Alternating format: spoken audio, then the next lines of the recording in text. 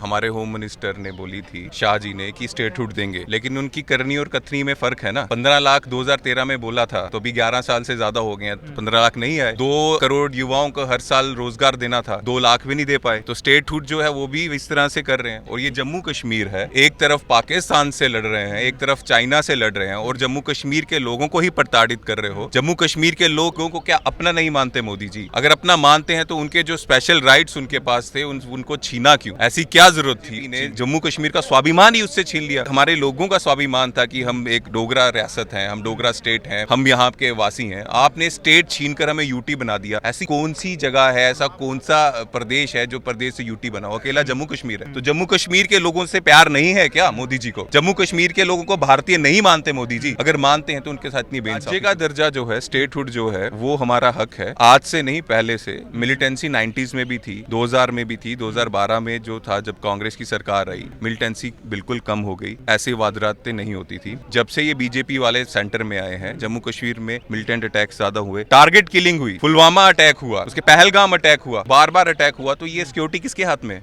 मोदी जी के, अमित शाह जी के। दिल्ली से ही चला रहे हैं ना जम्मू कश्मीर की सिक्योरिटी। और इतने अटैक्स हो रहे हैं। इतने अटैक्स जब सिक्योरिटी जम्मू कश्मीर के स्टेट के पास थी तब तो नहीं होते थे। 2019 में हमारे होम मिनिस्टर ने बोली थी, शाह जी ने, कि स्टेटहुड देंगे, लेकिन उनकी करनी और कथनी में फर्क है ना। 15 लाख 2013 में बोला था, तो अभी 11 साल से ज्यादा हो गए हैं, 15 लाख नहीं आए। 2 करोड़ युवाओं को हर साल रोजगार देना था, 2 लाख भी नहीं दे पाए। तो स्टेटहुड जो है वो भी इस तरह से कर रहे हैं। और ये जम्मू कश्मीर है, एक तरफ पाकिस्तान से लड़ रहे हैं, एक तरफ चाइना से लड़ रहे हैं, और जम्मू कश्मीर के लोगों को ही प्रताड़ित कर रहे हो। जम्मू कश्मीर के लोगों को क्या अपना नहीं मानते मोदी जी? अगर अपना मानते हैं तो उनके जो स्पेशल राइट्स उनके पास थे उनको छीना क्यों? ऐसी क्या जरूरत थी छीनने की? आप जो दिक्कतें बता रहे हैं ये तो उन राज्यों में भी है जो पूर्ण राज्य हैं, तो पूर्ण राज्य का दर्जा मिलने के बाद ये कैसे हल होगा? हमारे जो राज्य थे, पूर्ण राज्य जितने हैं, वो कोई भी राज्य जो है वो क्या कहते हैं, स्टेट कभी यूटी नहीं बनता है। तो हम वो हैं जिनके पास स्टेट था और उनको यूटी बना दिया गया। तो हम अपना हक मांग रहे हैं। आपने हमारे घर में आए, चोरी की और चोरी करके चले गए, हमारी इज्जत को आपने ले लिया। हम अपना स्वाभिमान आपसे वापस मांग रहे हैं। कितनी सरकारें आई, किसी ने जम्मू कश्मीर जो एक स्टेट है, डोगरा स्टेट है, उससे राज्य का दर्जा नहीं छीना। आप लोगों ने, बीजेपी ने, मोदी जी ने, अमित शाह जी ने, बीजेपी ने जम्मू कश्मीर का स्वाभिमान ही उससे छीन लिया। हमारे लोगों का स्वाभिमान था कि हम एक डोगरा रियासत हैं, हम डोगरा स्टेट हैं, हम यहाँ के वासी हैं। आपने स्टेट छीनकर हमें यूटी बना दिया। ऐसी कौन सी जगह है, ऐसा कौन सा प्रदेश है जो प्रदेश से यूटी बना हो? अकेला जम्मू कश्मीर है। तो जम्मू कश्मीर के लोगों से प्यार नहीं है क्या मोदी जी को? जम्मू कश्मीर के लोगों को भारतीय नहीं मानते मोदी जी? अगर मानते हैं तो उनके साथ इतनी बेइंसाफी क्यों हो रही है? यूटी तो और भी राज्य हैं, ऐसा कौन सा राइट है, ऐसा कौन सा आर्टिकल है जो यूटी बनने के बाद जम्मू कश्मीर को लोगों को नहीं मिल रहा है? अगर आप कुछ संविधान से बता पाएं। देखिए, सबसे पहले हमारी मांग है कि जो जॉब्स हैं वो हमारे लोकल यूथ के लिए होनी चाहिए। दूसरा, जो लैंड है वो प्रोटेक्शन होनी चाहिए लोकल यूथ के लिए। और ये क्योंकि बड़ी चीज़ नहीं मांग रहे हैं। ये हिमाचल में भी चल रहा है, ये असम में भी चल रहा है। इवन मोदी जी के गुजरात में एग्रीकल्चर लैंड कोई बाहर की स्टेट का नहीं ले सकता।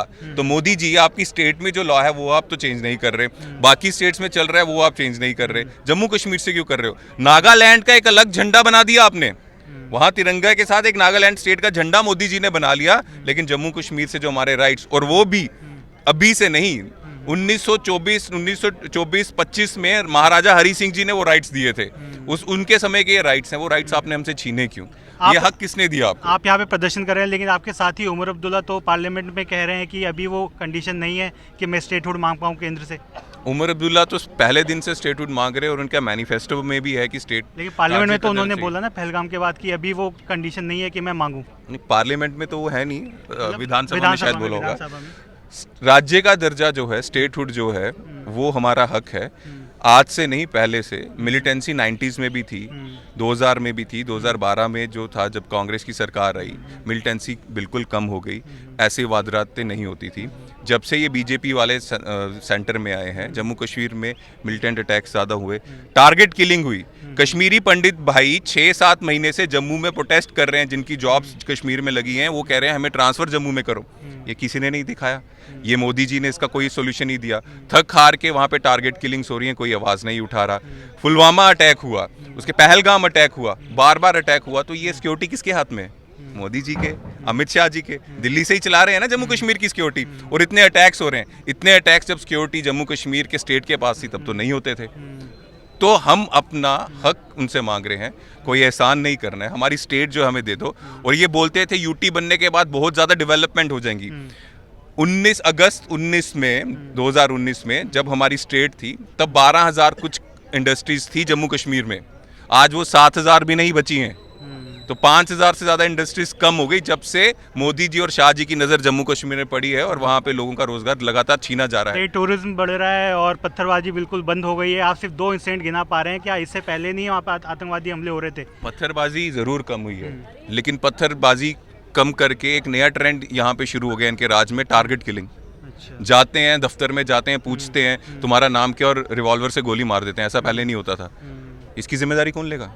क्यों शुरू हुआ ये? और आपकी देख रेख में, अमित शाह जी की आप देख-रेख लोग में क्या हुआ ना। गारंटी ले रहे हैं कि इन कंडीशन जो अभी हैं इसमें सुधार हो जाएगा अगर यूटी बना हम दिया तो जाए? ये देख कर बोल रहे हैं कि जो माहौल पहले ठीक था, जब से दिल्ली से रिमोट कंट्रोल से ये सरकार चल रही तब और खराब हो गया।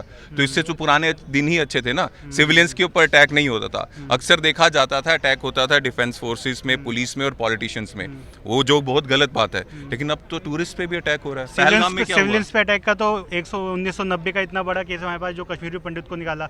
आप कह रहे हो सिविलियंस पे अटैक नहीं होता था? वो भी तो दुखनाक है। हाँ। वो उस टाइम भी VP तो पुणे राज्य ही था। हाँ, लेकिन वहाँ वो गवर्नर रूल था ना, तब भी तो हमारी स्टेट के पास पावर्स नहीं थी ना। गवर्नर रूल लगाया था, किसने किया था वो?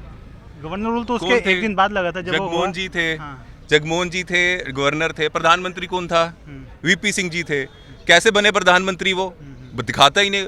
प्रधानमंत्री बने, 80 से ज़्यादा MP बीजेपी के थे, उनकी सपोर्ट से बने।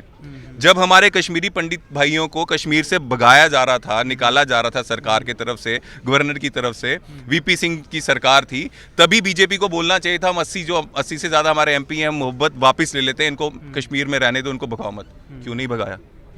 ये भी तो उनकी विफलता है। आपके पास आगे के लिए प्लान है पूरा कश्मीर के लिए? आप कह रहे हैं अगर ये राज्य का हम दर्जा ये मिलेगा। चाहते हैं कि जिस तरह से आराम से कश्मीर के लोग, जम्मू कश्मीर के लोग पहले से रहते थे, वहाँ के लोगों को, युवा को रोज़गार मिलता था, वैसे पहले से वो शांति होनी चाहिए। 5,000 इंडस्ट्रीज अगर ख़त्म हुई हैं तो कितना रोज़गार गया होगा, एक बहुत बड़ा मामला है। और जिनके घर का गया होगा आप उनसे पूछो। धन्यवाद सर। नेशनल दस्तक की आपसे गुजारिश है कि अगर इसको बचाना चाहते हैं तो नेशनल दस्तक को सब्सक्राइब करने के लिए रेड कलर के सब्सक्राइब बटन को दबाएं, फिर बेल आइकन की घंटी दबाएं। नेशनल दस्तक को बचाने के लिए बहुत जरूरी है कि हर खबर को शेयर करें, लाइक करें, कमेंट जरूर करें।